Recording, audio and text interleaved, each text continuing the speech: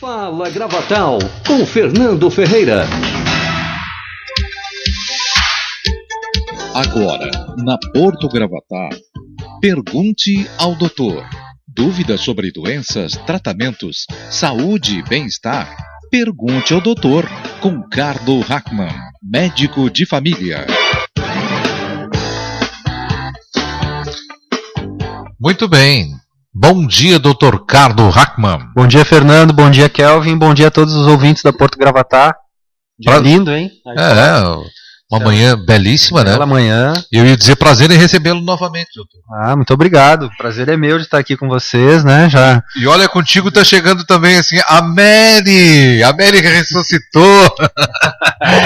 Mas, doutor, agora eu ia começar com o nervo ciático, mas já que a Mary tá aqui no nosso WhatsApp agora, a Mary conseguiu uma façanha incrível, porque ela me colocou aqui outro dia, ela perdeu 45 dias, em 45 dias ela perdeu 11 quilos. Ela diz assim, graças tão somente ao indicativo do doutor através do programa, né? Que legal, 11 quilos em 45 dias. Então, é um belo exemplo, né? É uma bela notícia, um belo exemplo. Interessantíssimo, né? E é uma informação, né, que ela traz que reforça toda a importância daquilo que a gente já vem falando aqui, né, Fernando, desde o início do nosso quadro. Acho que é um dos temas que a gente mais conversa, que é sobre a importância da alimentação, da questão nutricional, né. Eu lembro, em algum momento eu devo ter falado sobre isso, mas vale a pena a gente relembrar. Às vezes é uma questão de percepção, né. A gente não percebe bem as coisas. Nesse momento agora, Fernando, a Terra está girando em torno dela mesma, né, que leva 24 horas para ela dar uma volta em torno dela mesma, ela está girando a 1.600 km por hora. Nós estamos viajando no sistema solar em torno do Sol a 107 mil km por hora. A gente não percebe isso, né? É uma questão de percepção, a gente não percebe, parece que a gente está parado. Durante muito tempo, as pessoas, né, e eu acho que a nossa sociedade ainda não percebeu, né, que a imensa maioria dos problemas de saúde e das doenças está na questão nutricional, em como a gente se alimenta. A gente não se dá conta disso. E esse exemplo que a Mary traz, ele é muito gratificante de ouvir, né? A nossa função aqui, né, do nosso programa, do nosso quadro, é uma função de passar a informação, trazer a informação, discutir, tirar dúvidas e fazer com que as pessoas passem a perceber algumas coisas que elas não percebiam antes, assim como a gente não percebe que a gente está a 107 mil km por hora. Se a gente contar ainda que a Via Láctea está se expandindo a mais de 800 mil km por hora nesse momento, então a gente está andando bem rápido, mas parece que a gente está parado, porque é a nossa percepção. E muitas pessoas não percebiam, né, como se alimentavam, né, ou não percebem ainda, né, que muitas vezes a fonte dos seus problemas de saúde estão ali. E essa questão do diabetes, né, do aumento de peso, da pressão alta, né, a questão nutricional, ela é fundamental nisso. Então o exemplo que a Mary, como nosso ouvinte, traz, né, de ter reduzido aí 11, 12 quilos num período de 45 dias, se cuidando, ela faz acompanhamento médico, né, ela não está seguindo só as coisas que são faladas. A gente traz aqui informações e o objetivo é esse, né, ele é muito gratificante, né, e mostra que realmente funciona. E ela já falou isso outras vezes, mandando mensagens, né, do quanto ela vem se sentindo melhor, né, do ponto de vista de qualidade de vida também, né, no dia a dia dela, disposição, diminuição daquele, às vezes tinha um quadro muito de cansaço, fadiga, hoje se encontra mais disposta, ela já manifestou isso aqui pra gente. Então é um belo exemplo, acho que é um exemplo que as pessoas têm que ficar atentas, perceberem isso, se darem conta e levarem para o seu dia a dia. Vamos começar exatamente nessa história do nervo ciático aqui, né? Porque, como eu dizia, o João Pedro tinha me cobrado outro dia, e ele joga, né? A questão do nervo ciático, que volta e meia tira do lugar. Aí eu ainda brincava com o doutor aqui no intervalo, que via de regra o pai dele dizia, precisamos botar o nervo ciático na casinha, saiu fora da casinha, né? Os mais antigos têm esse costume. Mas o que me chamou muita atenção foi exatamente a vinda do maestro no final de semana ali em casa, do maestro lá de Criciúma, né? Que ele não é questão de sentir a dor, ele não sentia a perna, né? Não era só o problema do nervo ciático que ele não conseguia caminhar, mas ele não sentia a perna. Tá ligado ao nervo ciático? Pode estar ligado, Fernando. É importante a gente entender, então, o que é o nervo ciático, né? E esse quadro da ciática, ou da ciatalgia, lombociatalgia e tal. O ciático é o maior nervo do corpo humano. Ele tem origem ali em torno da quarta vértebra lombar, né? A nossa coluna, ela tem as cervicais, né? As 7 cervicais, 12 torácicas, vértebras torácicas, 7 vértebras cervicais lá em cima, na região do tórax ali 12 vértebras, aí tem as 5 vértebras lombares e tem o sacro, que são as vértebras sacrais, mas elas hoje são unidas, né? Elas são consolidadas, mas seriam 5 também vértebras sacrais. Na quarta lombar, a partir dali, da quarta lombar, começa as raízes nervosas que saem dali, né? Saem da medula, da região da cauda equina, chamada, que é onde emergem a raiz dos nervos. Da quarta lombar até a terceira sacral é onde são as raízes que formam o nervo ciático.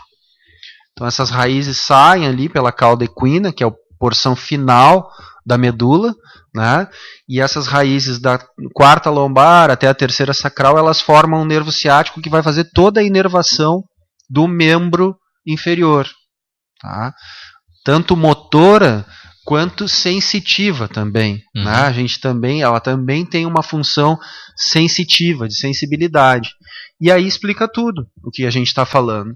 Porque muitas vezes, né, alguma lesão ou algum problema que leve a alguma compressão de raiz nervosa, né, as pessoas já ouviram falar ou falam, talvez a causa mais comum de compressão de raiz nervosa seja chamada hérnia de disco, né, que é uma alteração lá nas vértebras, né, lá na estrutura vertebral, levando a compressão, comprime as raízes do nervo onde ele está se formando.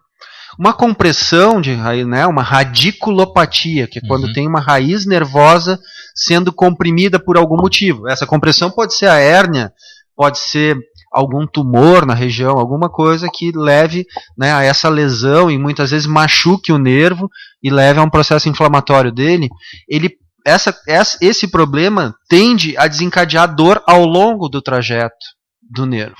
E aí, dependendo da altura que isso acontece, que eu falei que é da terceira lombar até a quarta sacral, dependendo da altura dessa lesão, dessa compressão, ela vai acometer mais a parte superior da perna, ou às vezes a dor até lá no calcâneo, lá no pé, a dor até o pé. E são sinais, inclusive, que dependendo de como está a dor, a gente já consegue mais ou menos entender onde é que está a compressão lá na raiz do ciático, né?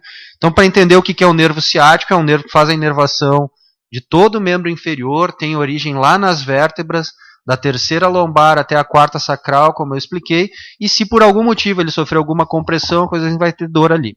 Aí, a dor é uma das coisas que acontece, muitas vezes se manifesta com dor lombar, dor na região lombar, com irradiação para a perna. Certo. Está seguindo o trajeto.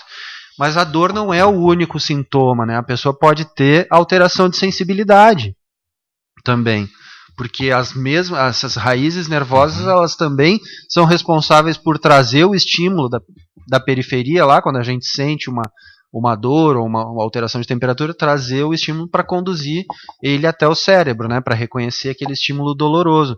E aí de sensibilidade, tátil. Então pode ter alteração de sensibilidade, parestesia, dormência, né? Parestesia, alterações não só motoras, mas também de sensibilidade. Cansaço, fadiga muscular, né? O músculo já não está funcionando direitinho. Então essas são as principais causas, né? Eu vi vocês comentando a questão da relação com o esporte, né? Eu estava chegando na rádio, o Jusemar estava falando que ele tinha o problema e ele sofria muito das dores quando ficava muito tempo sentado, né? Então, a posição sentada, o sedentarismo, né?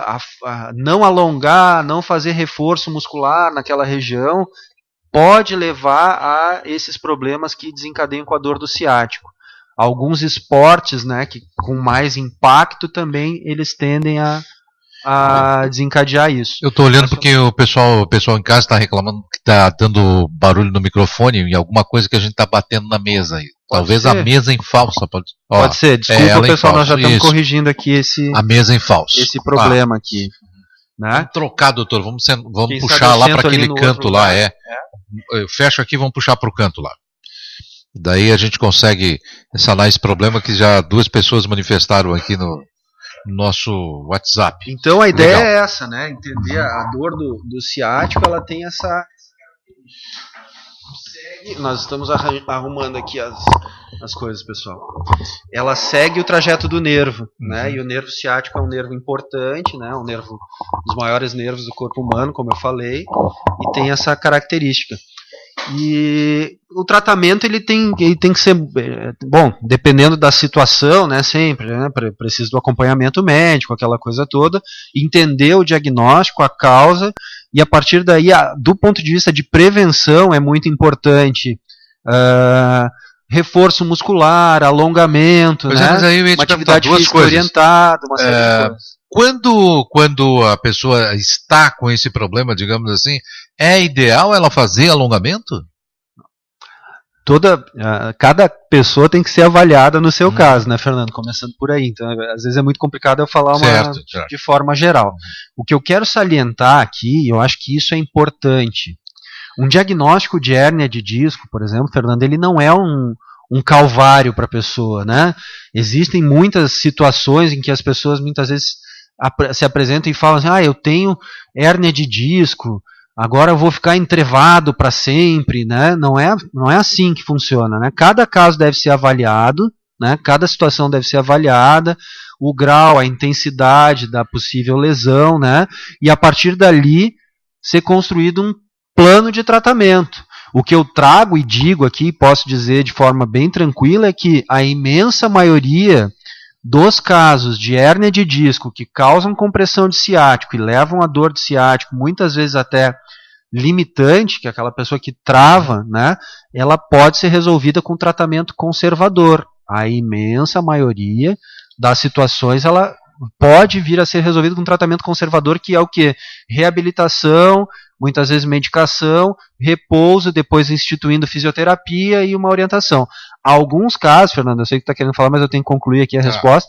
Em algumas situações, a pessoa, mediante uma boa avaliação médica do seu médico, né, do especialista na área, ela pode ser que venha a ter, depois, com o passar do tempo, uma indicação até de uma intervenção cirúrgica para ajudar ali a resolver o problema. Esse é o quadro geral, né? Mas a imensa maioria das situações elas são resolvidas com tratamento conservador. Ou seja, hérnia de disco, na tua fala, tem cura? Hérnia de disco tem tratamento, né? Tratamento, tem reabilitação, né? Tanto por uma abordagem que a gente chama de conservadora, sem necessitar de uma intervenção cirúrgica, e aí cada situação vai ser decidida lá no ambiente em que a pessoa está sendo atendida, né? Reforçando isso. Mas ela tem tratamento tanto conservador, com medidas físicas de reabilitação, né? Algumas vezes com uso de medicação e tal, quanto em algumas situações também com indicação cirúrgica daí do profissional. E aí tu citava a paresia. Paresia, na verdade, é uma paralisia incompleta, diminuição da motricidade em si. Paresia é alteração de sensibilidade, né? Uma parestesia, a pessoa tem uma diminuição de sensibilidade e alteração motora também, né? Não tem a mesma resposta motora, né? Para muscular ali, né? Para caminhada, para fazer algum determinado movimento, alguma limitação de movimento. E nesse caso, quando a pessoa não sente a perna, tipo assim, aí tem que fazer essa averiguação para ver se realmente isso Exatamente, tem que fazer uma boa avaliação para ter um processo diagnóstico mesmo, né? Definir qual que é a causa, né, dessa alteração.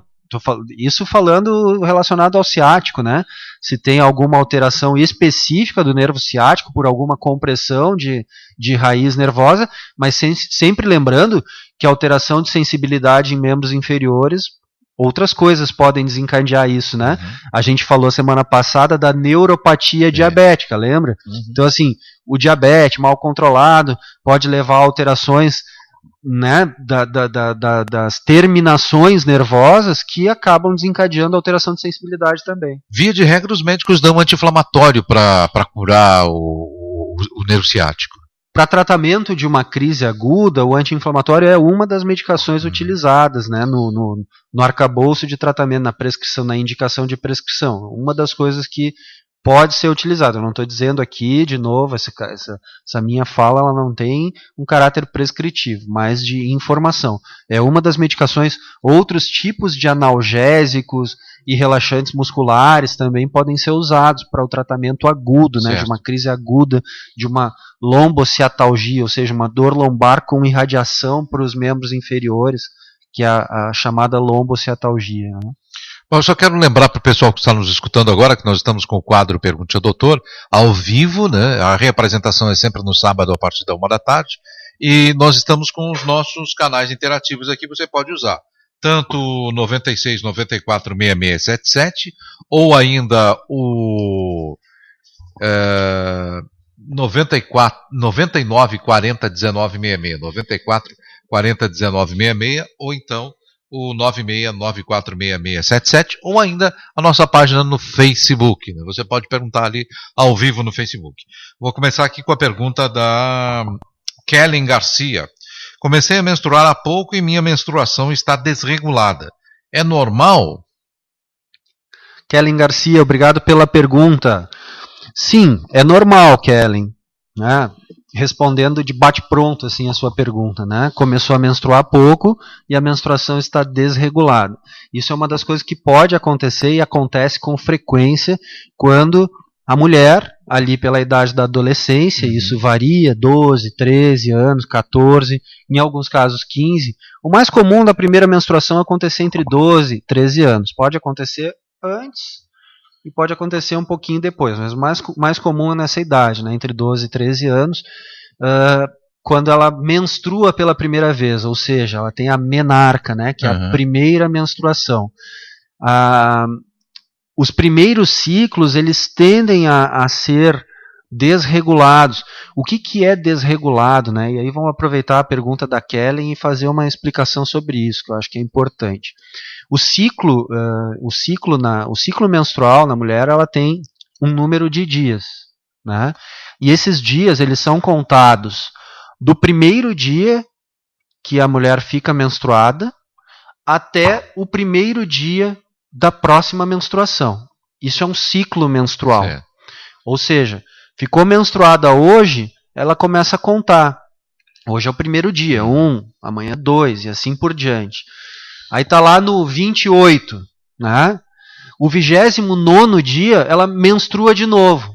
Esse dia não é mais o 29º, já é o primeiro dia do próximo ciclo. Né? E a gente pode dizer que o ciclo anterior teve 28 dias. Tá? Esse ciclo ele vai variar. Em média é 28 dias, por isso que eu dei esse exemplo. Em média é 28 dias. Mas ele pode durar 30, ele pode durar 26. Né? Regularidade do ciclo menstrual é quando esse número de dias ele bate mais ou menos sempre na mesma coisa, né? 28, 28, 27, 29, 28. Isso é um ciclo regular. Então aqui vai o primeiro alerta. Ciclo regular não necessariamente é aquele ciclo que cai sempre no mesmo dia. Sempre 28, 28. Não, porque ele pode ser de 26, 27, exatamente. 28, né? De 28 em 28 dias, ele nunca vai cair no mesmo dia do mês. Ele vai sempre cair 2 para trás. Certo, Fernando? Né? Não, eu falo isso porque isso é uma coisa muito comum no consultório, essas confusões. Pergunta, o teu ciclo é regular, né? Se a gente não explica, você diz, não é, porque nunca cai no mesmo dia. Bom, só vai cair no mesmo dia a mulher que tem um ciclo regular de 30 em 30, que pode ser o caso de uma mulher que tenha 30 dias de ciclo menstrual. Então isso é o ciclo menstrual, ele começa a ser contado no primeiro dia da menstruação e vai até o primeiro dia da próxima menstruação. Aí começa uma nova contagem e você vê que meu ciclo teve 28 dias. Então essa é a primeira coisa. Quando a menina começa a menstruar na menarca, essa regularidade ela vai sendo alcançada. Então ela não é essa regularidade ela já não acontece assim de cara, né, de bate pronto, né? Muitas vezes um ciclo leva 28 dias, o outro leva 35, o outro leva 30, até ter uma regularidade do ciclo menstrual. Então a primeira resposta é sim, é normal ir se ajustando até que vai chegar um momento, aí vai passar 6 meses a 1 ano, e o ciclo ele tende a ficar regular. E o regular é isso, é mais ou menos o mesmo número de dias. Isso é importante saber. Certo. Agora é importante a gente tocar num assunto também de prevenção, né, Fernando? Que é de entender o que significa a primeira menstruação, né? E que a partir dali a mulher vai estar menstruando praticamente todos os meses, né, de acordo com o seu ciclo. E o que significa isso? A primeira menstruação, ela demonstra assim, que a mulher chegou num momento em que ela tem a capacidade, né, é capaz de reproduzir, de gerar um novo ser, né? De ter ali, ela tem a ovulação, né? Que o óvulo que ele sai lá do ovário, migra e tal, e aí se não tiver a fecundação, todo o endométrio, que é a camada interna do útero, vai se desprender, e aquilo é o sangramento da menstruação, né? Então, qual é o alerta e qual que é a importância? É importante a gente falar isso e a gente tocar nesses assuntos, né? Que é a prevenção da gravidez na adolescência, né? Então, saber que ao momento em que começa, né, passa a menstruar, ela pode engravidar, né? Então, todas essas questões elas devem ser abordadas, ser debatidas, serem faladas, né? Porque para a gente trabalhar essa prevenção, né? A prevenção saber que no momento que tem a primeira menstruação, né, pode engravidar, e tem que isso estar bem claro, né? E que a irregularidade e não confundir irregularidade com atraso menstrual, que também pode acontecer. É outra questão importante, né? Exatamente. Né? Então tem que ficar atento a questões de atraso menstrual, né? E o atraso menstrual, ele, né, via de regra, é um dos primeiros sintomas, dos primeiros sinais que indicam que a mulher pode estar grávida, né? Então tem que ficar atento com tudo isso. Mas a resposta para nosso ouvinte é que sim, né, tem uma possibilidade, né, num primeiro momento existe uma irregularidade até ele ficar com um ciclo regulado. Normal. Para não assustar a menina, dizer assim, não, tá normal, porque nos primeiros, como diz o doutor, assim, nos primeiros meses, ela não vai estar no ciclo fechadinho, lá redondinho, tipo 20, 27, 28 dias. Não. Um mês vai vir 25, outro vai vir 28, 8 vai vir 30, e aí vai alterando até normalizar, né? Exatamente. E é importante perguntar, é importante falar sobre esse assunto com os pais, com a mãe, principalmente, né? Mas com o pai também, né? Por que não? Sim, tem que falar na escola, né? Se trabalhar esses assuntos, tirar essas dúvidas nas aulas de ciências, de biologia e assim por diante, né? Perfeito. Bom, aqui no nosso WhatsApp a Mary está dizendo assim, ó, voltou a questão, a gente estava debatendo o nervo ciático, ela diz, quando tem crises de ciático, o que alivia é não deixar peso sobre a perna, ou seja, ficar na ponta do pé. Uhum. O exercício da Mary, né? Sim. Ela está fazendo de uma certa forma, ficar na ponta do pé, pode estar alongando também, né, a musculatura, e isso está ajudando. Da Maristela do Tiradentes aqui, deve ser vizinha da Mary, ó. Risperidona e cafeína. Posso tomar junto? Semana passada a gente estava falando exatamente dessa medicação que toma junto, né? Acho que deve ter vindo dali da... Risperidona é para quê, doutor? A risperidona é uma medicação que age no sistema nervoso central, né? A categoria dela, ela é chamada de um antipsicótico de segunda geração, né? Faixa preta? Ela agora eu não me lembro de cabeça se precisa ser receita azul, faixa preta, mas ela com certeza é controle especial, tá? O receituário utilizado para prescrição da risperidona. E ela é utilizada hoje para vários tipos de tratamento, usada em alguns casos para o chamado distúrbio bipolar, né? Também algumas situações de esquizofrenia e outras alterações ali do humor e uma série de fatores. Ou seja, é uma medicação que ela age no sistema nervoso central, né? E ela tem uma característica de potencializar algumas substâncias. Por exemplo, o uso de álcool e risperidona, ela potencializa o efeito do álcool, né, no organismo. Isso significa potenciar. Até algumas substâncias, quando usadas juntas, ali, elas podem potencializar.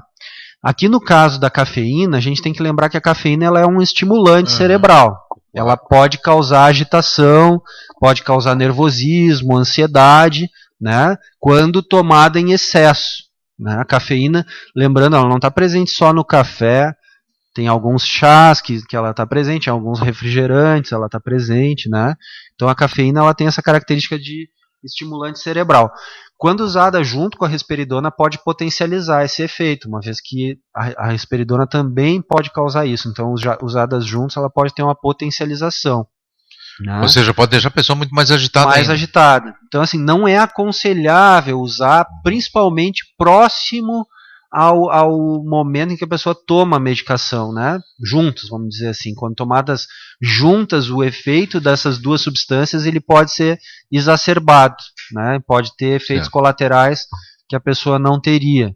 Então, trazendo aí mais a título de informação, é sempre importante, né? Qualquer dúvida com relação a isso, né? Sempre lembrando de discutir com o seu médico, tirar as dúvidas se você está tomando alguma medicação, se pode ou não pode usar. A Maristela está perguntando aqui se todos os psicotrópicos não podem ser misturados com a cafeína.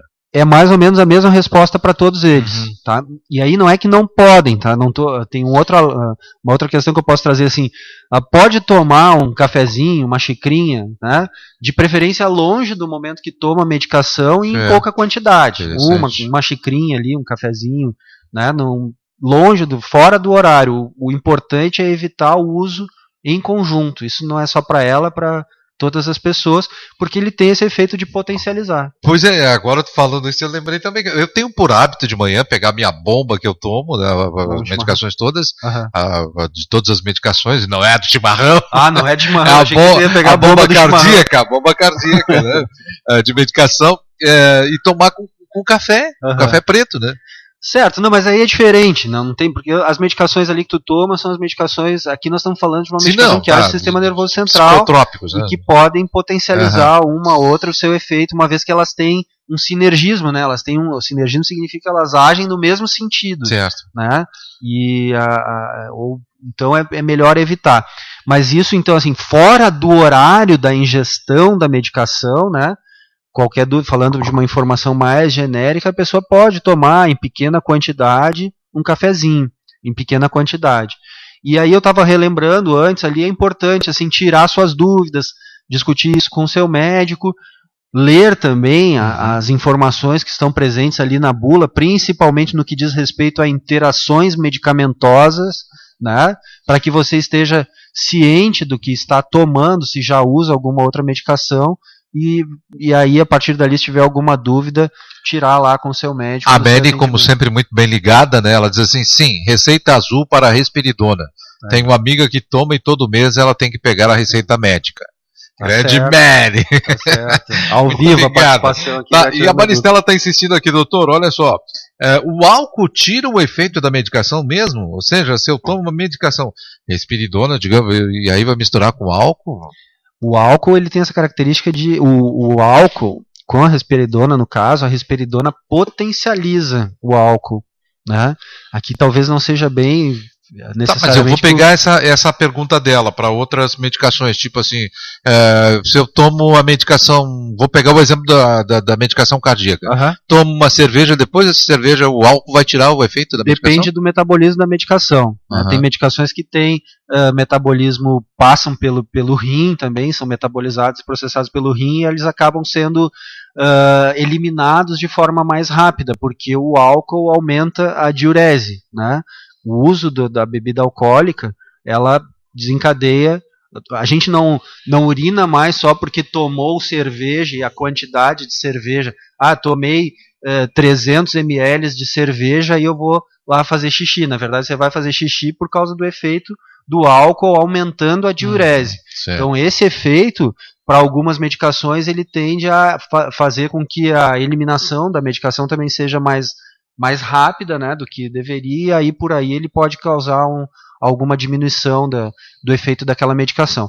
No caso específico aqui da associação risperidona-álcool, existe uma tendência de potencializar o efeito um do outro. O que significa potencializar? Todo mundo sabe qual o efeito que sofre ao tomar ali uma bebida alcoólica, seja lá qual for, uma latinha de cerveja, ou seja lá qual for, as pessoas sabem o efeito que isso causa nelas, né? Alterações. Fica mais alegre. Fica mais alegre no primeiro momento. Se abre mais. E tal, né? Aquela coisa toda. Esse efeito ele é potencializado com essa medicação, né? Ele fica mais potente.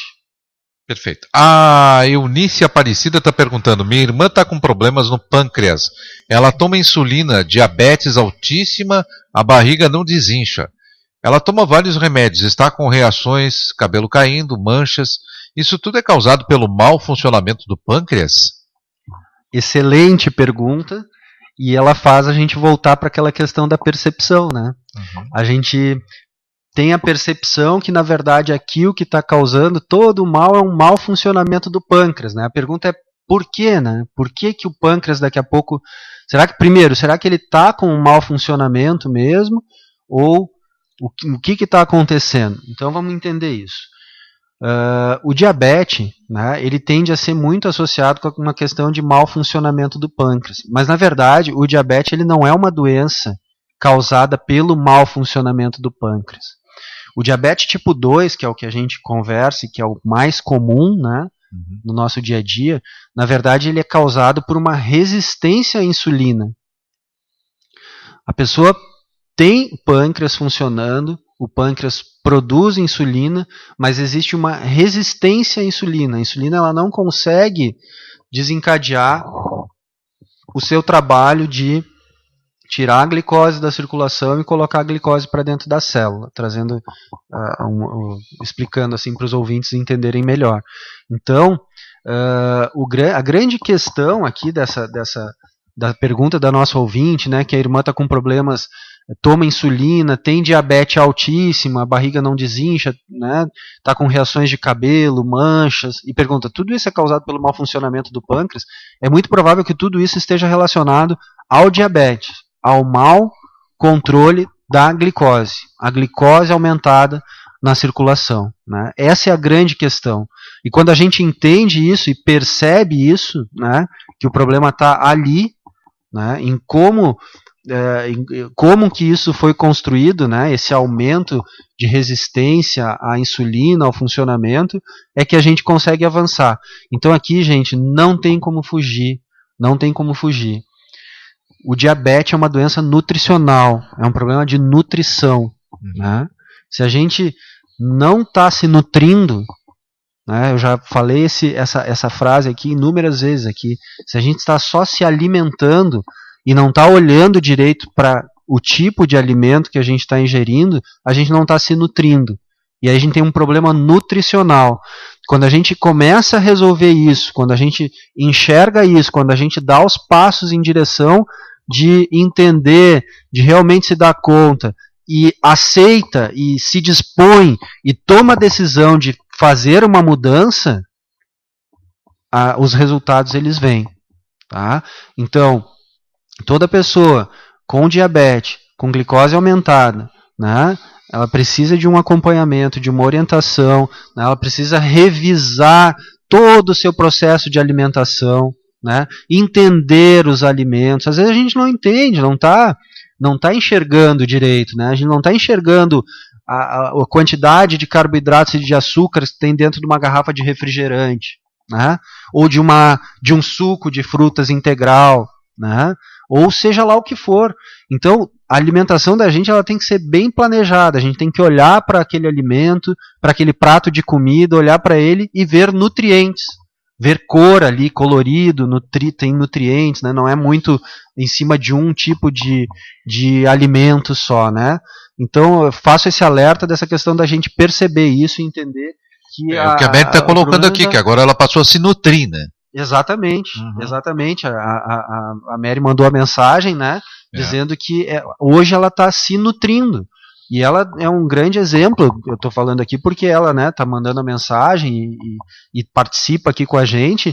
É um grande exemplo que quando a pessoa entende, que é isso que eu estou chamando. Que muitas mulheres estão invejando, em 45 dias ela tem emagrecido 11 quilos já, né? Sim, e veja, né, foram aqui das buscas que ela fez, ela ouve o programa nosso aqui semanalmente, né, participa com a gente, e é isso, ela se deu conta, ela topou, então era o que eu justamente estava falando agora, ela topou seguir esse caminho, né, ela se deu conta num determinado momento e tomou uma decisão. É isso que as pessoas precisam, como em tudo, como a decisão que a pessoa tem que tomar para parar de fumar, por exemplo, né? É uma decisão também, né? Que vou tomar essa decisão. É difícil? Não estou dizendo que é fácil, né? Não necessariamente as coisas que fazem bem para a gente, que vão nos trazer benefício no longo prazo, elas são fáceis, né? Muitas vezes a gente precisa, sim, disciplina, entendimento. A grande questão, Fernando e ouvintes, é que o problema dessas doenças é que elas são doenças silenciosas, né? Quando eu falo essas doenças, eu estou falando do diabetes, da hipertensão. É diferente da pessoa sentir alguma coisa muito grave no seu corpo e a partir dali ela entende, eu tenho que cuidar disso, eu tenho que parar de fumar, ou eu tenho que cuidar da minha alimentação, eu tenho que diminuir carboidrato, eu tenho que fazer uma alimentação mais equilibrada. Né? Cortar o pão, isso. Pão d'água, então, principalmente. Né? É que como o diabetes, a hipertensão, elas são silenciosas, elas vão trazendo os malefícios delas para o nosso corpo ao longo do tempo, lá na veinha e na artériazinha da periferia, lá da ponta do nosso pé, diminuindo a sensibilidade dos nossos nervos, causando lesãozinha lá na nossa retina e tal, ela se manifesta assim lentamente, então a pessoa não consegue enxergar, e ela fica naquela questão, às vezes cega mesmo, né? E às vezes vai no médico, o profissional fala tudo isso que eu estou falando aqui, ela diz, eles sempre falam a mesma coisa. Gente, sim, muitas vezes a gente sempre fala a mesma coisa. E as pessoas que ouvem, quando ouvem isso, eu mostro aí para vocês que elas têm sucesso, porque elas melhoram pela sua alimentação, com acompanhamento médico, usando as medicações que tem que ser usadas, sim, né? Mas se dando conta que as mudanças de hábito de vida são fundamentais para a prevenção nessas doenças. São fundamentais. A Zélia Santos Cascais está perguntando para você aqui, bom dia, doutor, banana faz mal para o diabetes? A banana, Zélia, é uma fruta, né, que tem carboidrato, que tem fibra e tal, na sua composição ali, mas que tem açúcares, né? Então, assim, a banana não faz mal. O excesso de banana vai fazer mal. Certo. Né? Então, assim, fruta, que é muito bom, que é muito saudável, que é um alimento, um combustível recomendado pelo fabricante, está na natureza, né? Ela vai fazer bem pra gente. Só que no caso do diabetes, a fruta em excesso, ela faz mal, né? Uma pessoa comer, por exemplo, 3 bananas numa sentada não é indicado, vai subir muito a glicose naquele momento se ela tem diabetes. Agora, come uma banana, ali adiante come uma maçã, mais lá no meio da tarde come uma laranja, 3 frutas aí ao longo do dia, excelente, não tem nenhuma contraindicação. Mas bastante cuidado, é isso que eu chamo de enxergar os alimentos, né? E ver o que tem ali. A Dorli está te perguntando, a Dorli Espínola está te perguntando, tomo Venija de 60 para ajudar na fibromialgia e depressão e vejo que esses tipos de remédio fazem aumentar o peso. Venija. Eu não conheço essa medicação pelo nome, esse provavelmente é o nome comercial né? dele. Se puder mandar pra gente a substância ali, o nome farmacológico, né? O nome na caixinha lá embaixo do Venija tem o nome abaixo do nome comercial. De Venija, em letras menores, tem o nome farmacológico. Se tu conseguires dormir aqui em tempo, a gente já repassa para o doutor, tá? Obrigado para você. Bom, deixa eu aproveitar aqui, a Maria de Fátima está perguntando assim, ó, excesso de medicação leva ao câncer de pâncreas? Excesso de medicação leva ao câncer de pâncreas? Não, em princípio não. O câncer de pâncreas é um câncer bastante grave, a gente falou sobre ele semana passada, né, com aquela com aquele relato sobre o jornalista, o Marcelo Rezende, que passou por uma doença dessas, né, é público, todos viram informações sobre isso, e é um câncer originado muito por esses fatores que são fatores cancerígenos, né, que relacionado com tabagismo, com alguns fatores da alimentação. Agora, tomar várias medicações, quando indicadas e quando sendo indicadas para um tratamento específico, se a pessoa tem pressão alta, se ela tem diabetes, ou se ela faz um tratamento para artrite reumatoide, por exemplo, né, assim, que eu saiba e que esteja dentro do meu conhecimento, ele não está relacionado com associação para gênese, né, formação do câncer de pâncreas. Em princípio, não. Tá, olha só, eu tenho uma outra aqui da Solange e ela está perguntando assim, doutor, voltando a falar em diabetes, ficar muito tempo sem comer prejudica? Ficar muito tempo sem comer pode levar a momentos de hipoglicemia, né, que é quando a glicose baixa demais, né, tem alguns momentos de hipoglicemia. Isso, inclusive, é recomendado por alguns terapeutas, né, como o jejum prolongado, para que a pessoa não tenha esses quadros de diabetes ao longo do dia. Na verdade, assim, diabetes é uma doença que ela é definida pela alteração da glicose. Quando a pessoa tem pelo menos 2 glicemias de jejum acima de 126 é um dos parâmetros usados para diagnóstico do diabetes, né? Então, ter essa alteração diagnostica a pessoa como tendo diabetes. Mas se conversa e se questiona assim que ao longo do dia, dependendo de qual que é a carga de carboidrato que a pessoa ingere, falando no bom português, daqui a pouco a pessoa tem aquela característica que se alimenta poucas vezes, 2, 3 vezes só ao dia, só almoça e janta. Só que aí ali naquele almoço e naquela janta come bastante, né, e tem uma carga muito grande de carboidrato. Ela pode ter uma tendência a elevar níveis de glicose, né, elevar seus níveis de glicose nas horas subsequentes e depois ele é normalizado. O que a Solange está dizendo é exatamente isso. Eu passo o dia inteiro sem comer. Quando chego 10h30, 11 da noite em casa, janto, que é um horror. Isso, daí naquele momento, e depois ela vai dormir. Pois né, e de barriga cheia. De barriga cheia e fica com todo o processo da digestão. Pode ter um índice glicêmico. É um risco, né? Um índice glicêmico aumentando naquele momento, naquele período, até normalizar.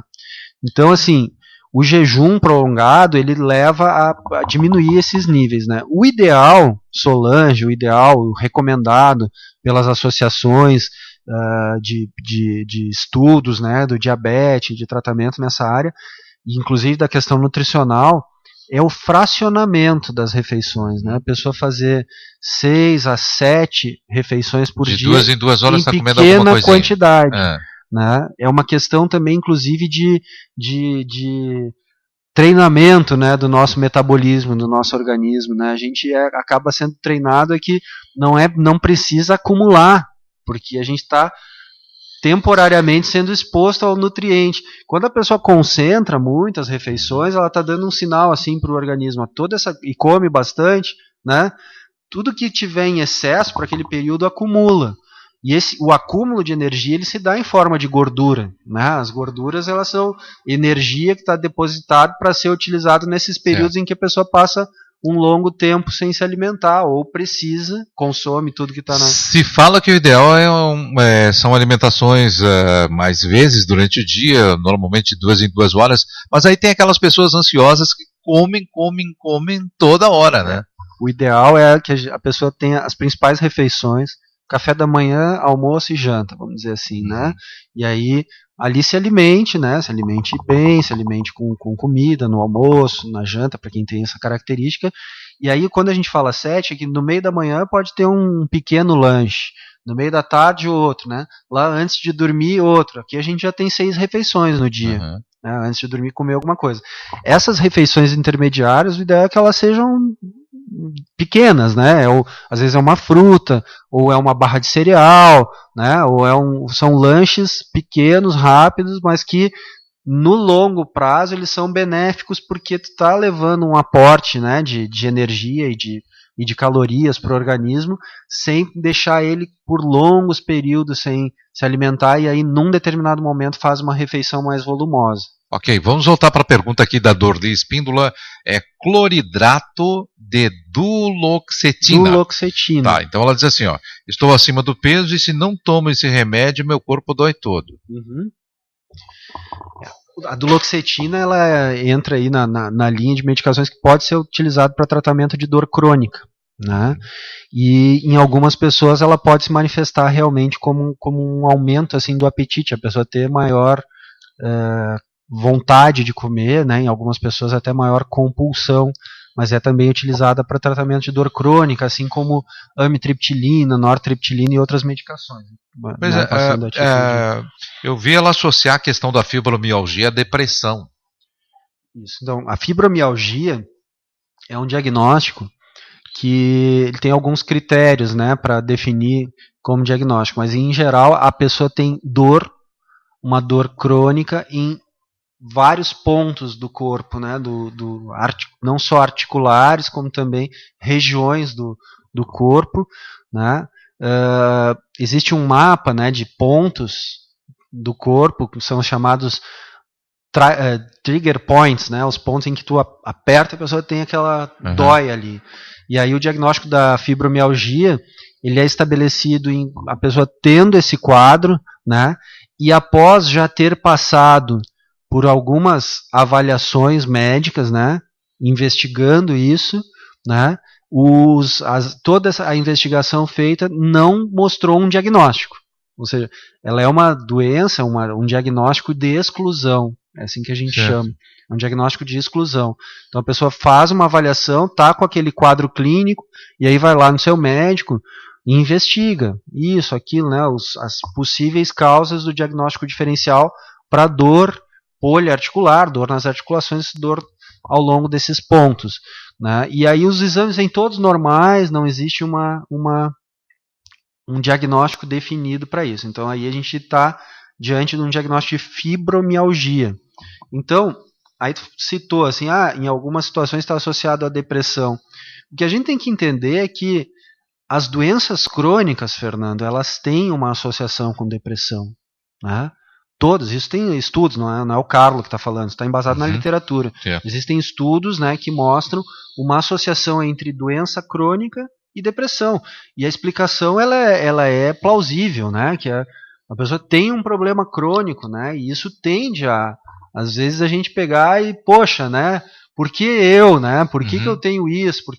Então a fibromialgia, como ela envolve dor, ela tem essa relação também. Porque muitas vezes a pessoa passa e consulta e procura, né, a justificativa para aquela dor e está sempre correndo atrás, mas a dor está ali. E isso faz com que a pessoa entristeça, né, se sinta mal, né, e muitas vezes acaba associando com depressão. Então, assim, o tratamento, a duloxetina, essa medicação citada, é um dos medicamentos usados para tratamento de dor crônica, e aí no caso da fibromialgia ela está sendo usada. Tem como efeito colateral. A Dorli coloca aqui, questão. Já fiz todos os exames com a doutora Vanessa, psiquiatra, e não apareceu nada, e as dores não passam. Então, isso é exatamente o que eu estava explicando sobre o diagnóstico da fibromialgia, né? Fibromialgia. Fibro de fibras, mialgia, mio de músculo, né? Dor das fibras musculares. É uma dor que não é uma causa reumática, por exemplo, assim, uma artrite reumatoide que tem uma alteração específica de anticorpos que acabam afetando as articulações e levando à dor, ou artrose, né? Então, assim, a dor ela é uma dor das fibras musculares, e aí é definida justamente com base nisso que foi falado. A pessoa passa por uma investigação, consulta e descarta outros diagnósticos, né? Não é artrose, não é artrite reumatoide, não é outras situações, e a gente está diante pode dizer e pode planejar um tratamento baseado no diagnóstico de fibromialgia. A acupuntura, nesse caso aqui, seria indicado?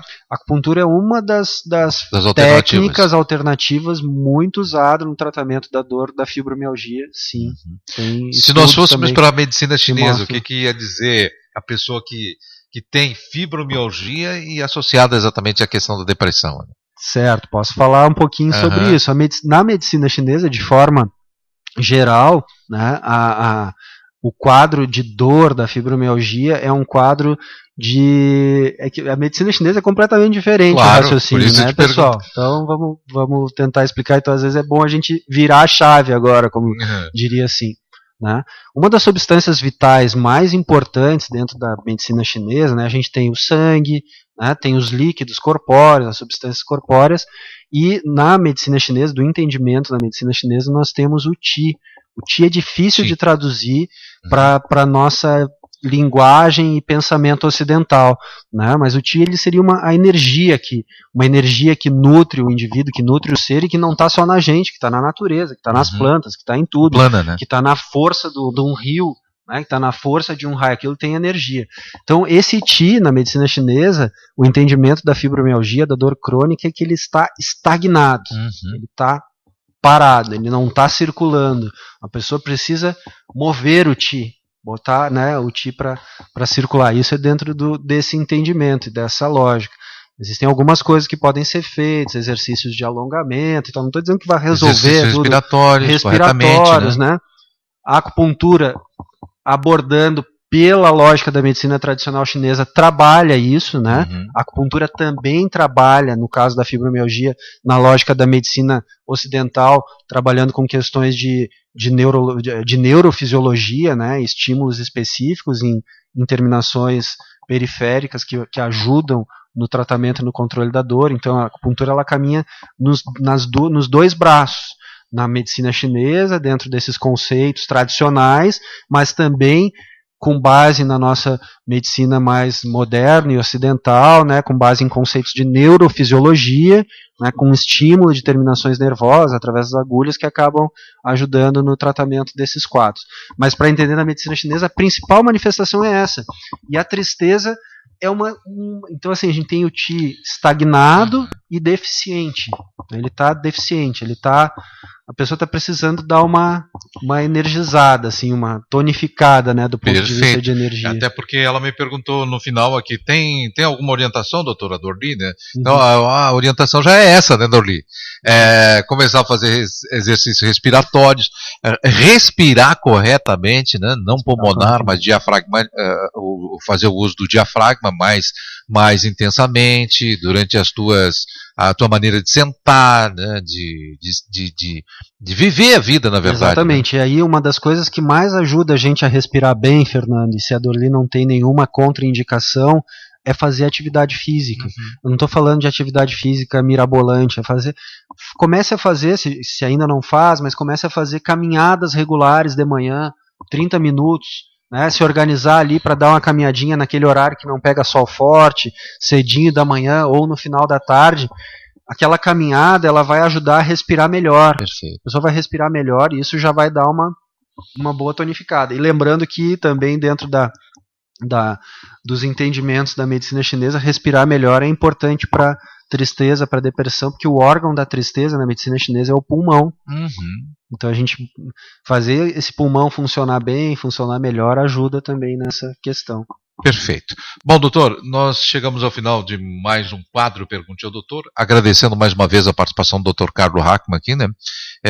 E lembrando que você pode usar os nossos canais interativos aí durante toda a semana, vai perguntando, a gente vai guardando essas perguntas, algumas o doutor até muito rapidamente já responde ali no nosso WhatsApp mesmo, né? Aqui no nosso WhatsApp, nesse momento, a Dorli está agradecendo as informações do Dr. Carlos, são valiosas, né? Muito legal. Imagina, obrigado a você, Dorli, pelas perguntas que propicia que a gente possa falar sobre esses temas, né?